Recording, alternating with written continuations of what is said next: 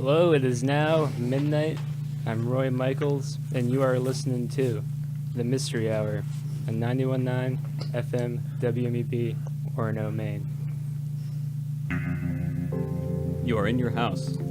As far as you know, things here are going exactly as they should. Without explicit purpose, you amble forward through some familiar surroundings and go about leisure time as you normally would. Sitting upon your couch, spend some time with your dog. You wait. Still no dog. You begin to worry, and your nervous glance uncovers a peculiar detail. Somehow, the furniture isn't arranged at all how you last left it. Panic. Is this some sort of prank? Your nervous glance rapidly escalates to a feverish concern for not only your own well-being, but for the integrity of your surroundings.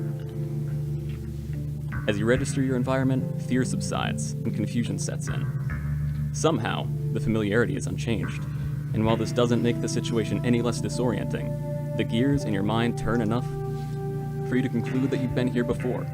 Not just once, but many times. It dawns on you. You are home. Startled awake by the overwhelming realization, you instantly examine your surroundings once more, and are relieved to find yourself in your own bed, exactly where you last left it.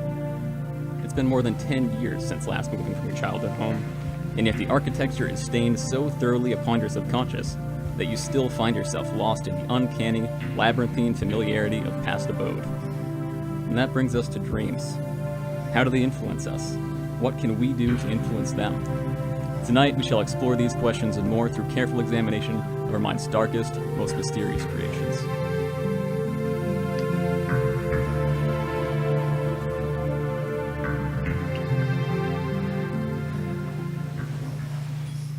Keith, that was an excellent monologue. That was Keith, Thank you. our Dreamweaver for tonight. Everyone, let's give Keith a hand. For those of you tuning in for the first time, The Mystery Hour is the first, only, and number one paranormal late night talk show on the station. And each week we're here Fridays at midnight, and we venture into the darkest corners of the universe, uncovering its most sacred mysteries. Tonight our topic is dreams, and I've assembled a panel of experts to assist us in our journey. We have Joseph, paranormal journalist. How's it going? John McCullough, intramural sports referee. Hey there. Lakota, dream shepherd. Hi there. And Connor, Ray Romano impersonator. Hi, I'm Ray. So, what are dreams? Do you guys dream? Do you all have dreams? Yeah? Yeah.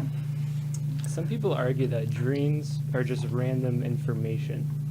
It's our brain just organizing the vast amount of stimulus that we encounter during our waking lives. Do any of you have a particular theory on dreaming? Yes, Joseph.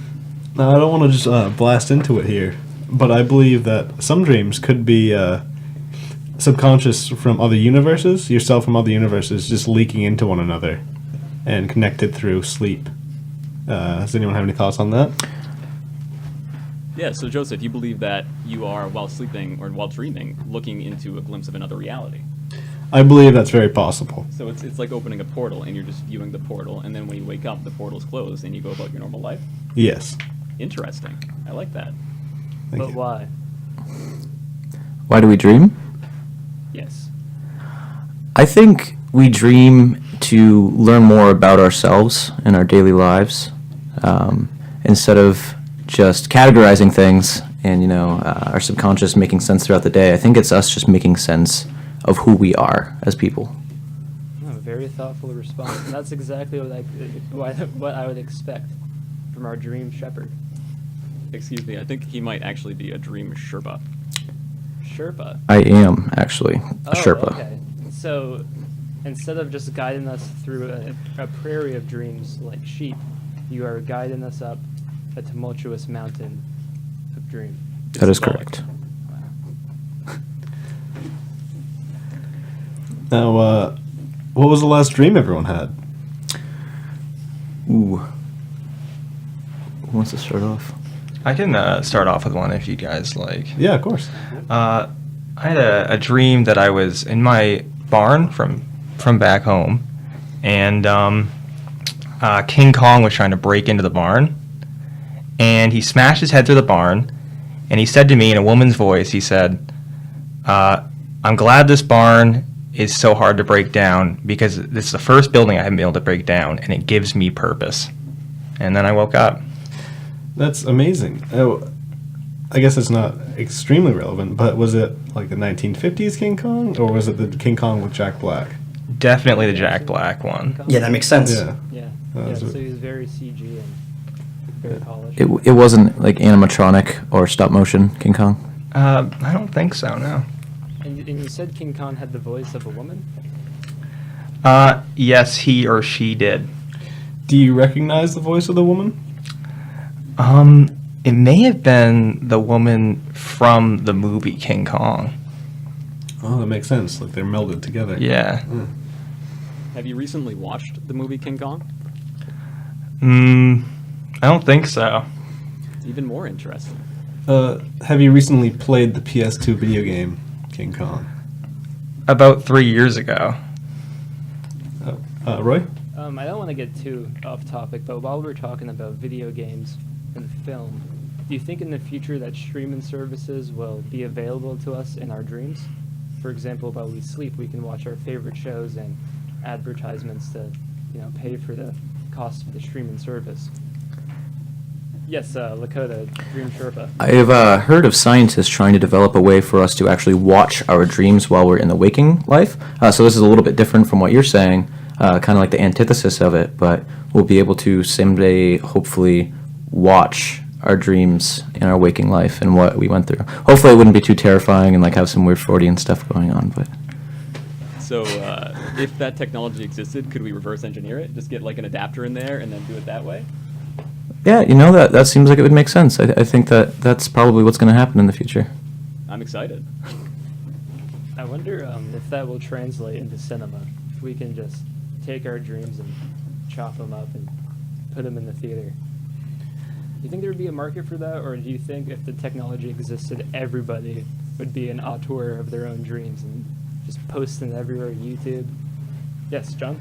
To that point, I don't know if it would work because dreams are far too random and unexpected, and I don't know if people would want to go to the movie theater to see such a random experience. People like to have trailers, and they like to know what they're getting themselves into. Whereas if it were a dream, they would just, I don't know. So we might need some sort of pre-screening process. Yeah, exactly. So like a website where we throw all of them up, and then maybe like the top 15 from this month get thrown into the theaters, and then we find out where it goes from there. Yeah. Connor? Yeah, I think you'd certainly have like dream celebs, like a select few people who have just the perfect dreams for cinema. Absolutely. That makes perfect sense. There could be a problem too, because if you dream about a certain celebrity, do you have to pay royalties to them, or how would that work? That would be a problem. In my dreams, I'm frequently, if I were to have this technology, I'm frequently visited by John F. Kennedy, and I'm concerned that if I were to share my dreams, I could be sued for royalties by his family, his enterprise. It is interesting. So I guess copyright of dream media, that's pretty interesting as well. What if you just happen to think about a song? Are they going to crack down? Are they going to remove these dream videos that infringe on others' rights? Will they remove your dreams? Exactly. How far will we let them go? That's the final question. I'm just gonna say no one's ever gonna stop me from dreaming. Hey, this next question is for Lakota. Okay. Have you ever thought that your name, Lakota, Mm-hmm. combined with my name, Roy, Mm-hmm. is Lakota Roy, like corduroy, the genre of pants? No, I can't say I have, Roy. Do pants have a genre? Do you believe in dream deja vu? That dreams somehow prepare you for the future? I don't, personally. You know? I think Oh, go because whenever it happens to me, I'm never exactly warned of it. like something will happen, and then I'll just be like, ugh, it just happened. I'm never warned of anything. I wouldn't say it like prepares me for anything. It just makes me think about how like I think I've lived this once before. Yes, Connor? I disagree. I think dreams are actually the psyche's way of creating a situation that you might run into, and then you work through it, hopefully to be prepared for it. It's just that it doesn't always do a very good job of it. Yeah, I'd like to follow up on Connor. I do not believe that that is the purpose of dreams, but I believe that dreams certainly do acclimate us to waking life. Yes, Lakota? Have all of us had a premonition-style dream before, where you wake up the next day and you start doing something, going through your routine, and it's not just the routine that seems deja vu-esque. It's just every single thing about the room. Every aspect of it, the smell of the room. Just you feel like you had that dream last night, and then it clicks, and you remember. I don't have it the next day, but every once in a while I'll dream about something, and it'll be something, I don't know, just like a menial task, and then like a month later, I'll find myself doing that thing, and then I'll remember that I had that dream. So my question is, do you think that the dream influenced you to do that in the future, without you realizing, just like your dream, like subconsciously made you go ahead and do that thing in the future? Oh, that's a good Planted question. the seed. Oh man, I'm gonna have to pass on that one. It really does flip everything around like that. Is there free will or only dreams? Maybe it's only dreams that have free will. So would you imply that the dreams create our destiny? We are just a vessel for our dreams. Interesting. Have any of you had reoccurring dreams in your lives? Yeah, I would say that I definitely have. Yeah, for sure. Would you care to share any reoccurring dreams with us? Yeah, sure. When I was younger, in like elementary school, like second or third grade, I had this dream where I walked out into my living room and I looked out the living room window, and outside, up on this tree, I saw a man just sitting out on a branch, wearing like really tattered clothes, and he seemed kind of old, but not too bad, middle-aged. And I would have that dream like once or twice a year. And in 7th grade, we moved, and I didn't have that dream anymore. And it was really strange until just recently, in the last couple of years, I've been having that dream again when I moved to Farmington. And most recently, when I had this dream, I woke up, and after each time I had this dream, I would go outside and I would look and see if that man was there, and he never was. Until recently, when I went outside and I looked out and I saw the man out on the tree. And I was really spooked, and I turned around to my friends and I said, "You guys see that out there, that guy out there?" And they didn't see it, and when I looked back, he was gone. John, I don't know if you know this, but what you are describing is a first-degree dream ghoul. What is that? Well, Connor, he's been our ghoul expert on shows before. Do you have any information here, Connor? Well, there's not a lot of info, unfortunately, about the first degree or the second degree dream ghoul, but we do know that they latch on to your head and insert their feelers into your mind at some point in your life, and then they're permanently kind of part of your subconscious. Would you like to follow up on that point with your best Ray Romano impression? Deborah, what are you doing in the kitchen so early? I was trying to golf.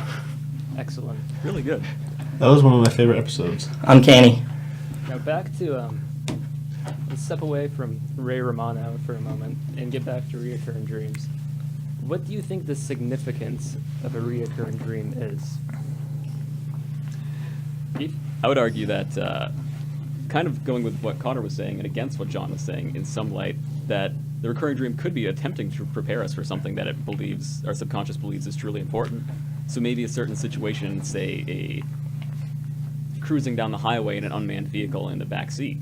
Maybe it's just a real enough concern for our subconscious to really want us to be able to get into that front seat and put the brakes on. So it lets us try maybe 10, 15 times a month just to get it right that time.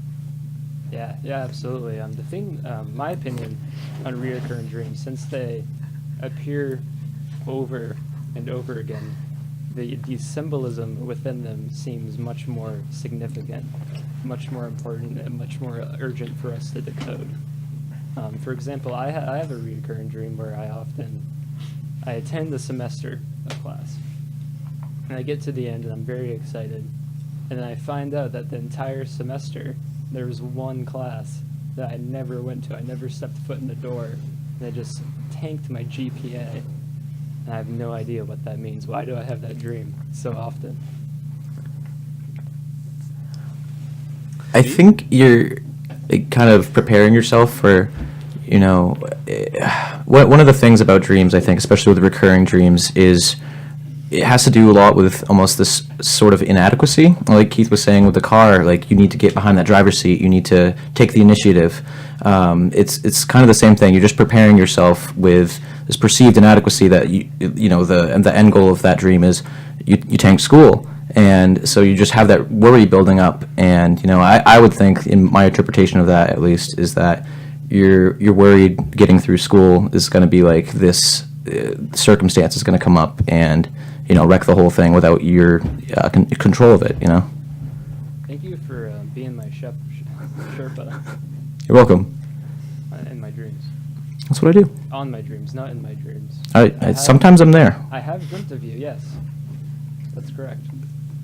Oh, I have a question for Lakota. Are you able to infiltrate other people's dreams and sort of guide them through them? Yes, that's when I dream at night. I actually I peer into other people's heads, and I go through their dreams and experience their dreams alongside them. Sometimes out of focus, you don't always see me there, but I most likely am.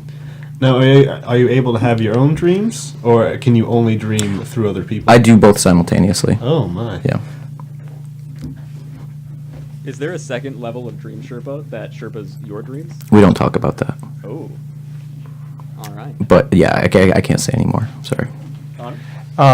Can anyone learn to do this, or is this just something that a special few can do? You can learn. It does take a lot of technique. If there's a special process that you have to go through. You have to meet with, one of the legendary Dream Sherpas, and they will guide you through the process and, lead you up the mountain, so to speak. Oh, I had no idea. Yeah.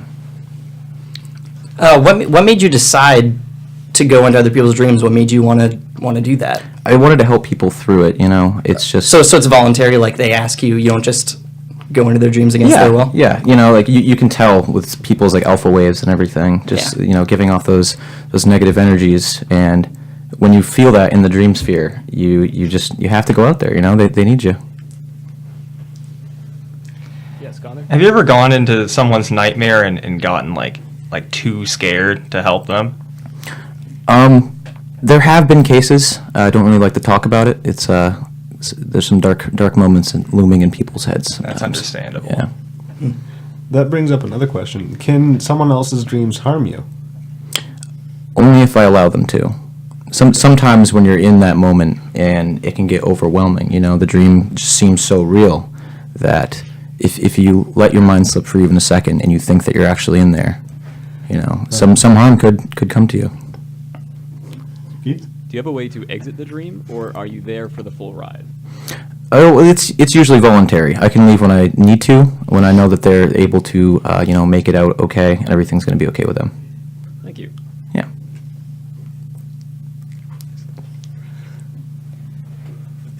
Well, it is now 1:15 the hour. You are listening to the Mystery Hour on 91.9 FM at WMB, Orono, Maine. We're going to go to a short break. We'll be back soon.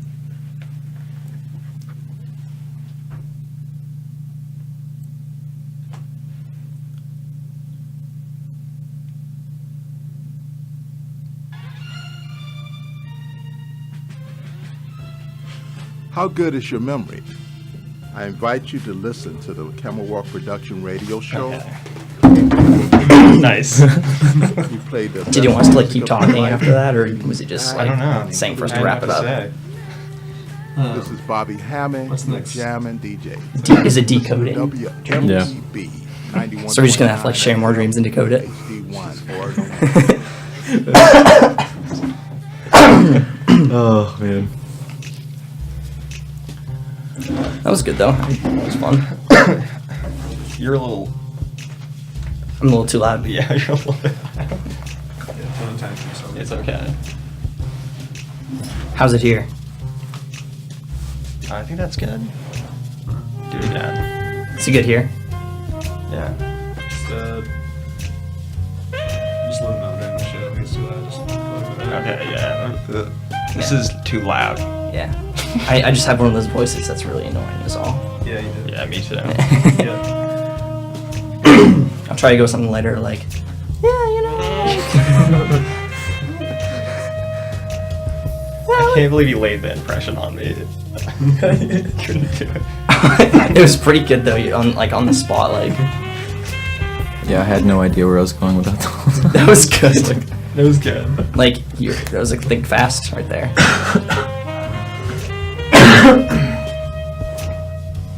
Is he on the phone right now? He's taking personal calls? We got in She's trouble. probably like, their mics are still on. We can still hear them. We know. She's now like, he's even acknowledging it. Exactly. Dream within a dream. I hate that I had to stop coughing abruptly when the show started. Mhm. Yeah, I I had know. like the itch all in there. I was nervous in the beginning, so like it made my like, but I feel good now. Should have brought those halls.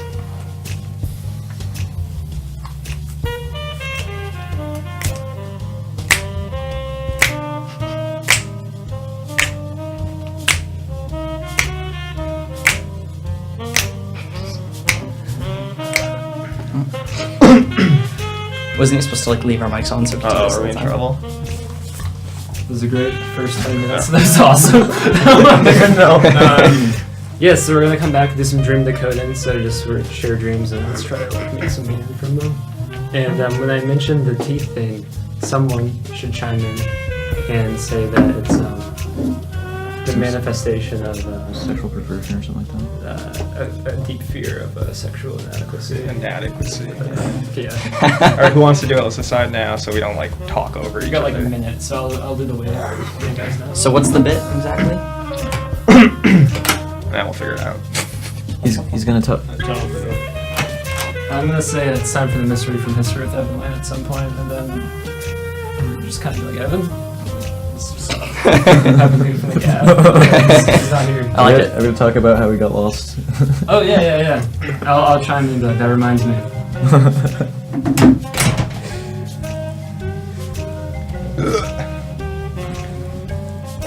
Oh, that was good.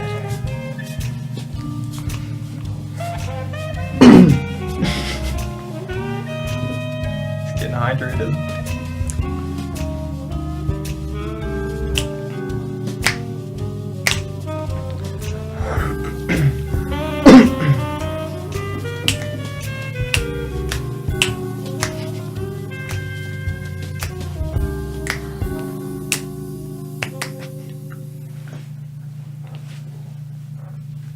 Hello and welcome back. You are listening to the Mystery Hour on 91.9 FM WMEV, Orono, Maine.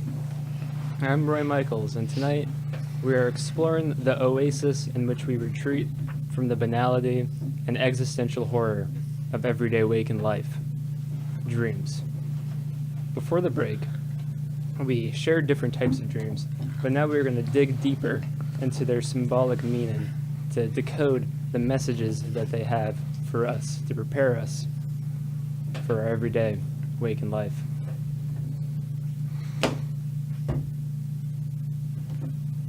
Does anyone have any specific dreams that they have in mind that they would like decoded? I think I've got one.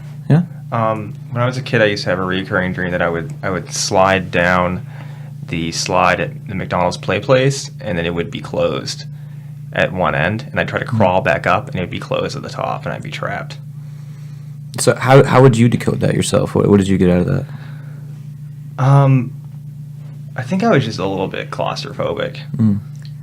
Do you think it has something else to do with like the bright fluorescent colors of the tube, so the lights shine through them? It always kind of stressed me out as a kid. That could be it. They kind of have like an otherworldly vibe to them. Definitely. I have a pretty common dream where I can fly, and then I realize I'm flying, and that it's a dream, and I can do it, and then I lose the ability to fly. So every time I try to fly, I fly less and less each time. less far. It seems each like time. you're maybe overthinking flying in your dreams. The fact that you are so concerned with flying is what prevents you from flying. Do you think that's also what is preventing me from flying in real life That could be. How often do you think about it? all the time? Just stop for a moment. The ceiling will stop you. Oh my.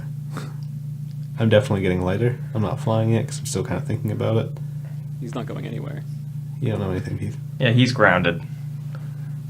But one day, who knows? You're my dad. Nope. Anyone else have any? Yeah, I have this dream where I'm just on a run in the woods, and as I'm going, it's as if I'm running through the seasons. So like it starts like a nice chill, like it's in the fall, and then gets even colder in the winter. And it's even colder in the winter, and then it slowly starts to get warmer, and then during the summer it gets really hot, and it just repeats that process. Heck on. Yeah, do you have a girlfriend? Yeah. Maybe it has something to do with you and her relationship, and maybe it represents like you like taking her ideas and making them your own. Or maybe it's just like you're hot and you're cold. You're yes and you're no. Oh, are you just going to say something, Dakota? Yeah, perhaps it has to do with internal change and just getting ready for the different seasons of life, so to speak. Just continuing through life and how everything is changing constantly, and like how you become a different person. Rebirth. Yeah, that makes sense. I mean, I think I agree mostly with Connor's answer, Yeah. but that's definitely a great answer. Yeah, I like Connor's answer too a lot. Thank you. Oh, Keith? All right, I've got a bit of a strange one here. It's recent even, and it's lasted maybe 5 or 6 years. I'll enter a donut shop. It's a night just like any other. I'm going home maybe 4 or 5 a.m. and the donut shops are opening. So I'll go to the donut shop, and the options are endless. I just won't know what I'm going to get. So I'll decide maybe I want 2 donuts. What kind of donuts am I going to get? And that's the dream. That's the entire thing. I don't know what donuts I'm going to get. Lakota? do you often feel overwhelmed in your everyday with like the amount of options that you have just in your day-to-day activities? Especially when there's options, yes. Yeah, maybe that's what it has to do Probably a with. reflection of that. Yeah. Joseph? I'm not sure if sometimes I don't dream or if I have a reoccurring dream about being blind. I don't know if we could decode that at Let me all. just check the dream journal for that one. How's your hearing in these dreams? I don't know if I've ever heard anything in a dream. Well, you're probably not blind, because when you're blind, your hearing's pretty acute. Maybe you're blind and deaf. Oh What my if God. being And blind also in a mute. dream makes you so good at hearing that you actually hear what's going on in real life, which is nothing? That's very possible. Anything going on in the dream journal? I think this might be a cookbook. No. Yeah, that's unfortunate. Can you grab me a recipe for chocolate chip while you're in there? Just chocolate Just chips? one chocolate chip? You want to look over it after the show? Yeah, sure. Speaking of books, always know what's inside of them. Our regular listeners might have noticed that Robbie and Evan aren't here on the program tonight. They were looking through a spell book on preparing material for a future episode, and they set out that they read out loud this ancient incantation, and it bound them in this geometric crystal prism. It floats, it oscillates. All we can hear is them, their ethereal screams. It's a prism prison, but I think we need some sort of incantation to get them out of that. But it's midnight. It's mystery hour time. We have to talk about dreams. Yes, Keith? I believe we're actually going to send them down to a prism expert I know down in Boston, Bobby Serrano. He is a fantastic individual. Like, he was the one who got John out of his prism when he lost the disc golf tournament. Like, last place gets prismed forever, and then we had to bring him down. That was a really nasty prism. Yeah. If you were 100 yards and just in the radius of that prism, all you could hear was just a very low hum. We had to rent a U-Haul to bring him down there. He was that large. It was like a whole process. Yeah. Thankfully, since they do float, they're very easy to move. You just push them. Yeah. Yeah. I have nightmares about that prism. Nightmares, you said. Oh man, Yeah. what are those like? I don't know. That Terrifying. reminds me, actually. I don't know if this is more of a nightmare than a reoccurring dream. It's a reoccurring nightmare, Mm. if you will. I often have a dream where I go to my bathroom, I'm over my sink, and I go to brush my teeth, and my teeth just start falling out. The canines, the molars, they're all in the sink, bloodied, just falling out of my gums. Do you know if that means anything? Yeah, actually, yeah, when you lose teeth in dreams, very common. It really has to do with a deep-rooted, sense of sexual inadequacies that have, followed you your whole life. Oh, Yeah. yeah. Thanks for your input. You're welcome. Yeah, that's why we had you on. It's Yeah. good to have an expert. Mr. Dream Sherpa. Thanks, That's me. man. Thanks. Yeah, now you can face that problem head on. Yeah, does anyone else have a dream to give to Dream Sherpa guy? I mean, I have a dream that I would like you guys to try to interpret.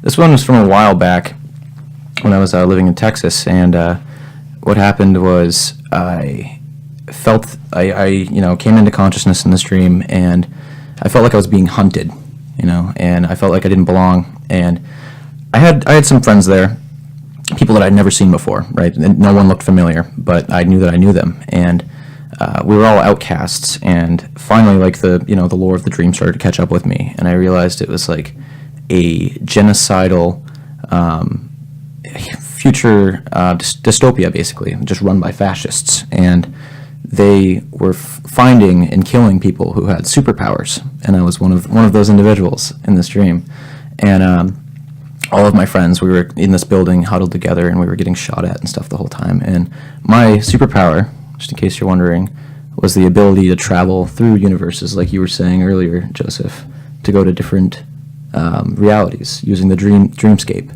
And so, in the last moment, this girl ran up and gave me a hug as she was crying and said, "You have to escape to a universe that they can't find you."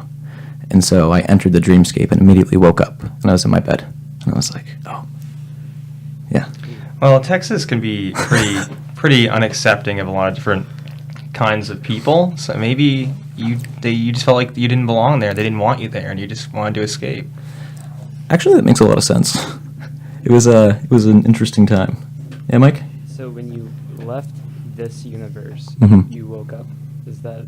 Yeah, when I left the universe that was in the dream, I woke up in this, and yeah. Was this before or after you became a practicing Sherpa?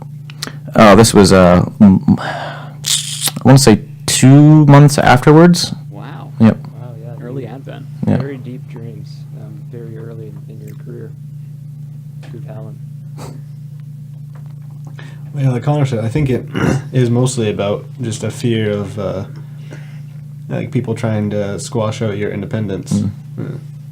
I think the dream was actually a reality, and the universe you entered is the waking life that you are in now. So you think the dream was true?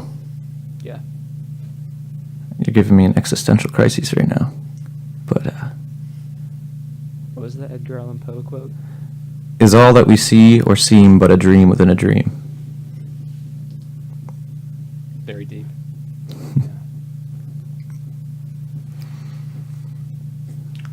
I just want to add, I have a friend who lives in Texas, and he also has claimed that he feels that way. Right. I don't know if he's had a dream like that, but so I think it's pretty common, especially for people like our age, Right. moving there. And I mean, we're from Maine, after all. We're on the opposite side of the great United States. That is true.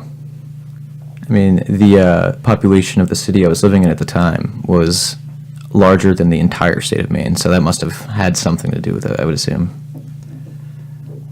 They were probably trying to cast you back to your home. Trying to get rid of Yeah, me. maybe they were deportation dream Sherpas who were infiltrating your dream, Mhm. planting the seed that you needed to get out of Texas. They didn't want you there. That you were too powerful for them, and they Mm. needed to come back to Maine. Well, I'm glad I'm back. Me too. Now, this entire time, John McCullough has been, we forgot to mention it, but he has been dreaming live on air, and it looks like he's just waking up. John, what did you dream about? Yeah, this one was really interesting, and it goes back to my childhood a bit, where I was younger, and I was just walking around my house. It was around dusk, and I didn't see any of my family in there at all. And so I decided to walk outside. I was like, maybe they're playing basketball outside. Good family night out there. And so I walk outside, and I'm walking around, still didn't see anything. And out of nowhere, as I'm walking by our van, Baby Bop from that show Barney jumps off and slices me in half with a samurai sword. And then I woke up. I don't mean to interrupt, but was it vertical or horizontal? Yeah, it was vertical. Ooh, okay, She important. jumped down and just got me. The most lethal way of being cut in half. Yes, I definitely. did see that while you were dreaming, there were a few twitches, murmurs. You didn't move your tongue around, and some lip movement, like you were maybe drinking out of a bowl of some sort, drinking liquid out of a bowl. Did you eat at all in your dream?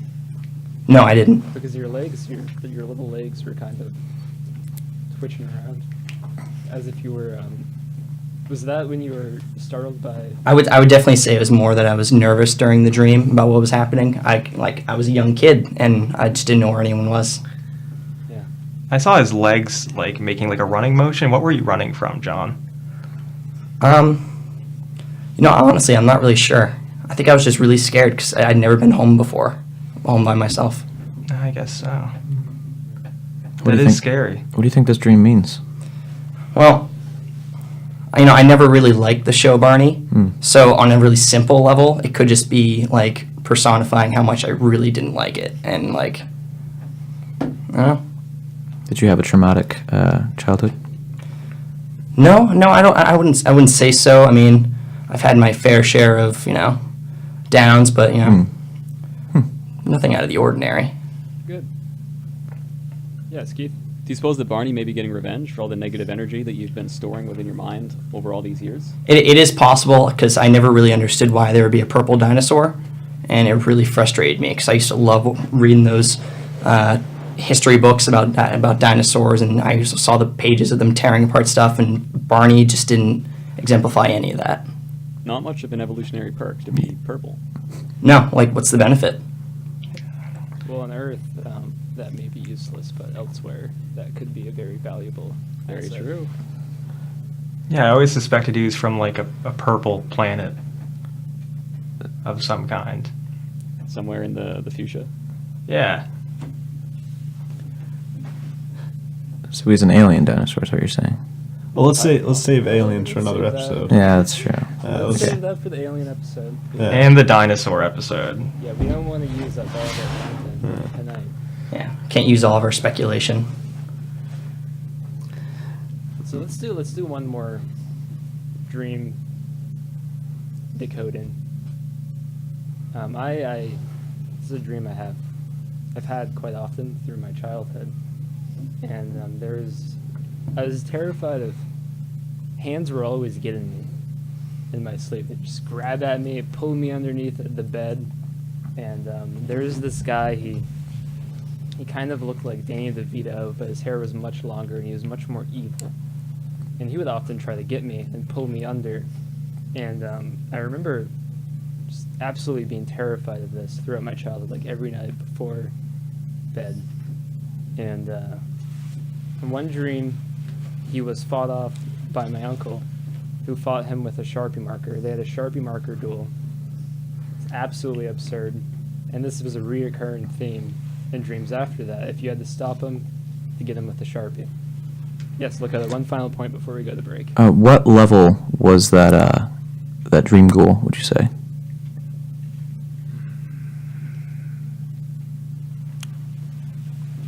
This was before I had a dream ghoul technology, before Oh, I read yeah. about it on the internet. Sounds like a level 2. Level 2. That's clearly a level 2. Yeah. It's at least level 1, and it's more than 1.5, almost certainly. So it's probably somewhere in the 2 to 3 range. Is that in the decighoul scale? Yeah. Pentaghoul.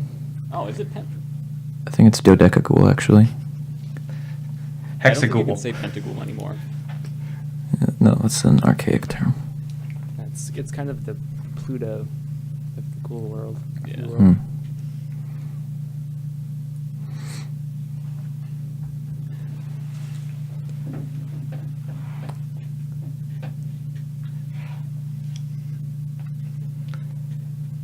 All right, well, it is 12:41.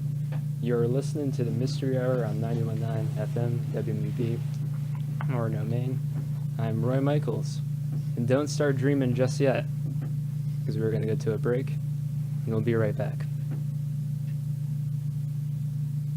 Hi, this is Terry Crews, actor, former football player, and father of have a lot five. of dead I'm air also an tonight. expert on drama. There's a good kind I didn't that think you were comes with gonna having a house full do of the kids, and there's silly drama like sleeping drama thing. around Yeah, percolating sorry about the like median toast. thing. And then there's the Oh no, it was drama really with funny. kids. I knew you were gonna get it, so I You was guys wondering know where if that came from? Equivalency. Megan wrote a story Megan about wrote running through the season. about running through the Baseball. season. She wrote like a whole thing. Visit finishyourdiploma.org. That's finishyourdiploma.org. And leave the drama to actors like me.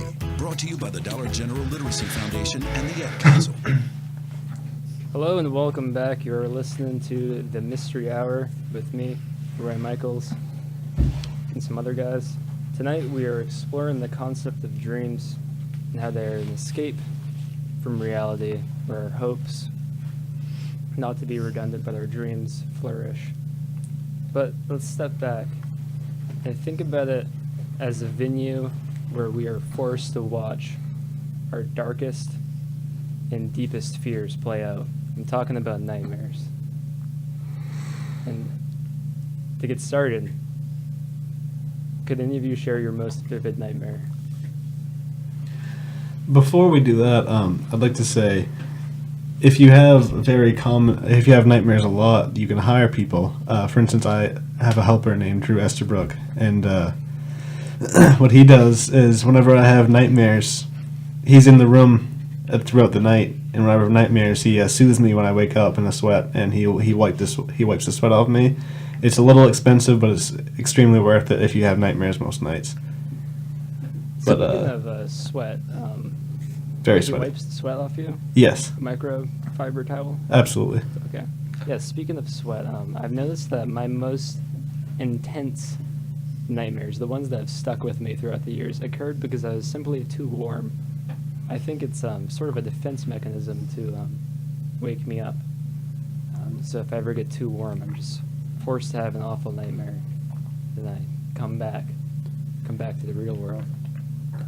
Yes, Keith? Do you think that's why fever dreams are so eventful? Is it an immune response, or is it simply your body wants to wake up, but you're so exhausted that you really need to sleep, and as a result, you have an uncomfortable, nauseous time? Yeah, that's a very plausible theory. But I'd like to present you this idea. I believe that the dream ghouls, they get you when you're weak. They can sense that you are sick and not at your strongest. They don't like... You may notice that dream ghouls don't prey on muscular people. And so they wait when your immune system is down in the depths, and they get you, Keith. They get you. So they wait until they don't have to try very hard. Yeah. Well, Yeah, ghouls are a real problem all around, and I just want to, hope you'll forgive me, Roy, but I want to pitch my service, my school again. If you want to join the resistance against the ghouls, just go to www.ghoulschool.org/theresistance. thank you, Connor. Keep fighting the good fight. Let's, before we get more into nightmares, let's go to the mystery from history with Evan Lane.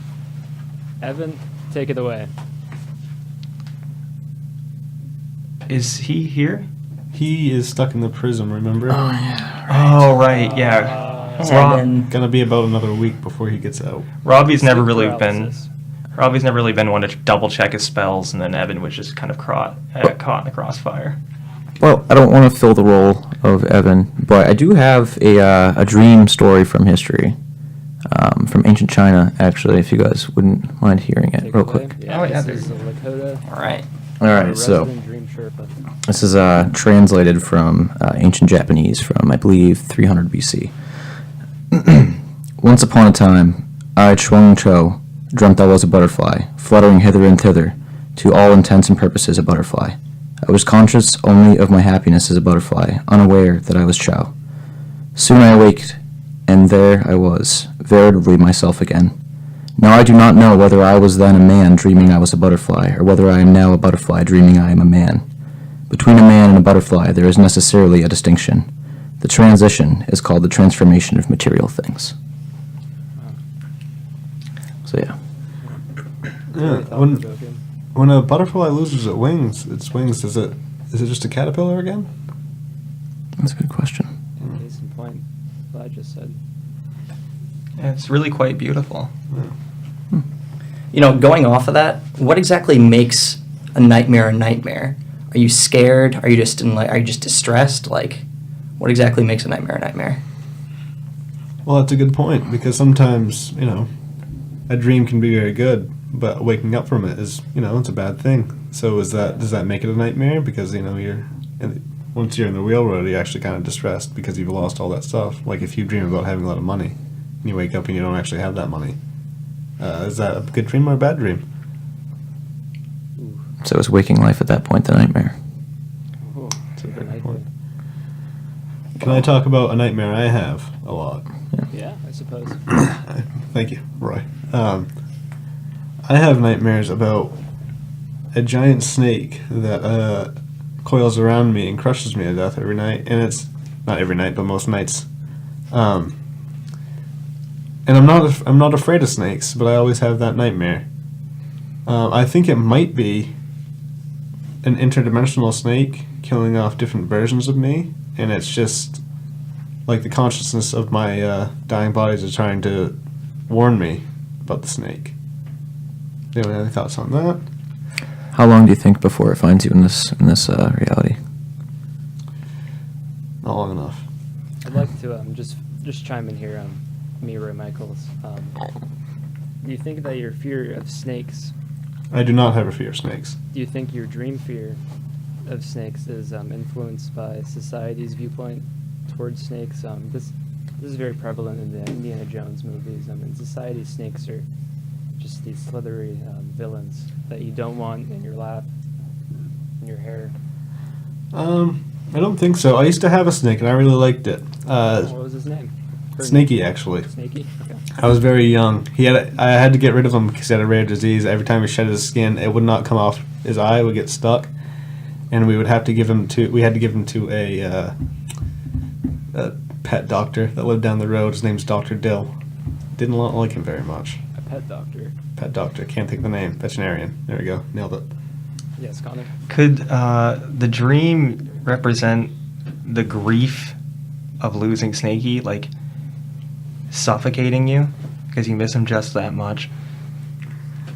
That's very possible. I miss him almost every day. I'm so sorry. I'm not in the same room as Joseph, but could you guys kind of just like scooch up to him and kind of put your arms on him, give his shoulders a rub? Yeah. Thanks, guys. I'm sorry if you're lost. I love you, It's man. okay. It's like he was a good snake. Roy? I think Keith wants it. Yeah, how long did you own Snakey? Ooh. I would say... Leave the man alone. He's definitely. Yeah, he's grieving. You really killed me here, Keith.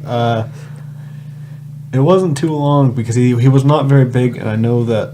I can't remember the species, but they did get big. But it was a very rare disease, and it was a good opportunity for Dr. Dill to study him. I've heard that diseased animals are more likely to form a dream bond. So that's entirely possible that what help you could offer Snakey really elevated his thought of you. So now, even in the future, he's sticking with you. Well, that's very comforting. Thank you, Keith. Yeah, so maybe he's just giving you a hug and he's not actually suffocating you. Yeah. You know? You just have to embrace it. So that's a pretty nice thought, but I kind of want to touch upon if we're talking about nightmares, we have to talk about the phenomena of sleep paralysis, old hag syndrome. Are you familiar with sleep paralysis?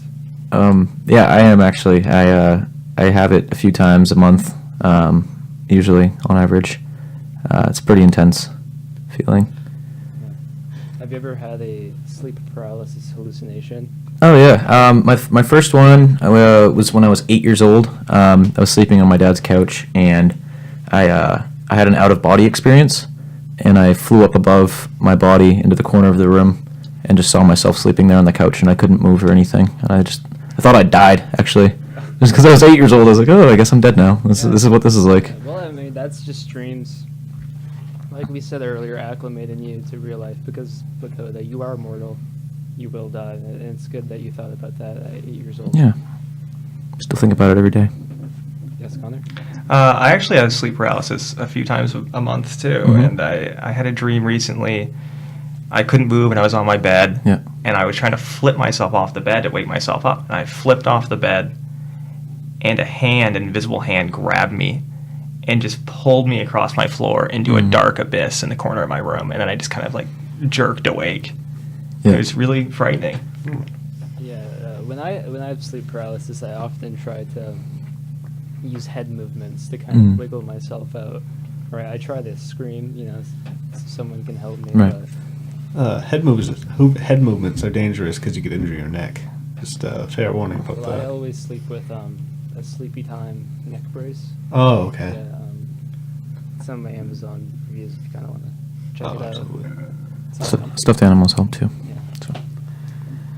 I'm not sure what kind of sleep paralysis it is, but whenever I sleep on my left side, I get it, and I always hallucinate about a witch or a warlock, something of that sort, Well, that's, Yeah. that's a for like very making common me thread. paralyzed. I'm sorry, what was that? I'm sorry to interrupt. That's a very common thread in sleep paralysis instances. That's actually why it's often called old hag syndrome.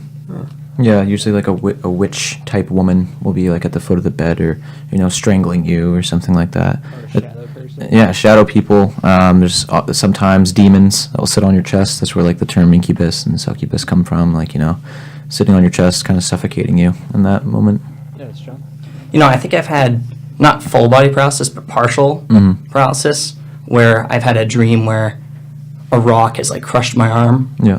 and then I wake up and I can't feel my arm, and I think it might be that like in my dream the rock is just symbolizing I'm just sleeping on my arm. It could be actually. Yeah. Yeah, I think Completely that's pretty unrelated from that, common. but Yeah, I had a dream once that it was similar to that, and I woke up and I couldn't find my arm, and I freaked out, and it was actually like in between my wall and my bed. Like I thought I lost it. It was really scary. I've done that with my pillow. It's pretty Really? similar, right? Is your Lakota, back to your sleep paralysis. Do you think that plays a role in your Sherpa abilities? Sometimes it negatively impacts it. It's a little bit hard when I have to deal with that, while at the same time trying to guide people through their tormented times. I can imagine. Yeah. if dreams can restrict your body via sleep paralysis, does that mean that they can also make your body more free? Yeah, I say that's why we have things like sleepwalking. It's kind of the physical aspect of it. When you have sleep paralysis, it's basically your body is still asleep, but your mind's awake. And at the other end of the spectrum, you have sleepwalking, where your mind is asleep, but your body's awake. That's true. I didn't even think about sleepwalking. I've actually seen studies that use sleepwalking to acclimate people to their fears. So they can't induce the sleepwalking, but someone prone to sleepwalking and also terrified of spiders could actually rid themselves of their arachnophobia by interacting with arachnids while sleepwalking. That's interesting. So in their waking life, they overcome their fear because they did it in Sort of, sleepwalking. Yeah, Dream therapy, if you will. exactly. It's pretty interesting stuff. Well, sometimes one of the best things of dream therapy is trying to keep a dream journal, and just using that to reflect, and that really can help you through a lot of the dreams you've had in your past. Yeah, well, I'm actually glad you mentioned that. I did bring the dream journal with Hmm. me tonight. I do have an entry I'd like to share with you. Okay. Especially while we're on topics of nightmares. It's a little hard for me to get through. So if I stop at any point, will you guys be here to support me? Yeah. Yeah, definitely. Of course. We're all here. November 30th, 2014. Dream journal. I'm walking through a forest comprised of 100 acres. The sun is shining brightly, and I feel warm. I follow a squirrel on a trail between the rows of trees, and then the path opens to a clearing. At the center is Winnie the Pooh, sitting on a stump, holding his pot of honey. He's smiling. A gust of wind rolls through the valley, and I begin to feel cold. I watch as Winnie, still smiling, begins to eat his jar of honey. I smile too, as he depletes the jar of its contents. Clouds begin gathering in the sky above. Winnie places the jar of honey between his feet at the base of the stump. He scoots to the edge and defecates into the honey pot. The sun is now completely obscured by the clouds. It's darker now. Winnie, still smiling, raises his pot of honey, and he begins to, once again, deplete it of its contents. The wind begins blowing violently. I can barely hear anything as it thrashes the trees. Pooh lowers the jar to the bottom of the stump and repeats the ghastly process over and over and over and over. Without stopping, he fixes his gaze upon me. But he is not looking at me. It's as if his black, beady eyes are gazing through me at an object 1,000 miles beyond where I stand. I'm overcome by an undescribable and dark dread. I feel every vein in my body clench at once. My stomach feels as if its fluid is being stirred with a wooden stick. I then think of the myth of Sisyphus, in which Sisyphus is condemned by the gods to roll a boulder up a mountain, only to have it roll back down to the base for eternity. I wake up and I begin my daily routine. I prepare a cup of tea. I leave the honey in the pantry and opt for agave nectar. Would any of you like to interpret that dream with the dream journal? Yeah, I can take it. I can, look through it.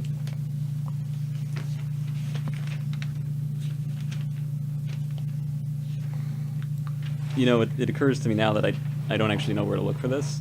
Like, do you think it's in W for Winnie? Yeah. P? 100 Acre Wood. Ooh, are there digits? Honey, Oh. maybe? Honey. I'll check honey. Sisyphus. I think it might be Sisyphus. Sisyphus. It really could be anything. It's a really powerful dream. It's almost like you shouldn't have said it with good Oh. conscience. Yeah, we don't want to talk about this. What? That's all I can say. What do you mean? I cannot tell you any further on air. This is absolutely ghastly. Well, thankfully we've come to the end of the program anyway, so we can review this together. Don't throw stuff. This isn't your house. All right. I don't want to touch it. No, well, I understand. I'd like to thank my guests tonight. Keith, Hello. say bye. Goodbye. Reverse hello. Oh yes, the other one. Connor, Goodbye. Joseph, Good night. Lakota, Goodbye. and John. Thanks for having me. We miss you, Robbie and Evan. But it is now the end of the mystery hour, and we are concluding our voyage in the dreams. I would like to thank the wonderful people at WMEB for letting us do this show every Friday at midnight, and for helping our show and many shows on the station grow. I'd also like to thank you, the listener, for tuning in. I hope after listening to this broadcast of dreams that you will have enough information to do it yourself while you sleep tonight. Again, I am Roy Michaels. You've listened to the Mystery Hour on 91.9 FM, WMEB, Orono, Maine. And remember what Edgar Allan Poe once said. Is all we seem or seem. Is all we see or seem but a dream within a dream. Sweet dreams.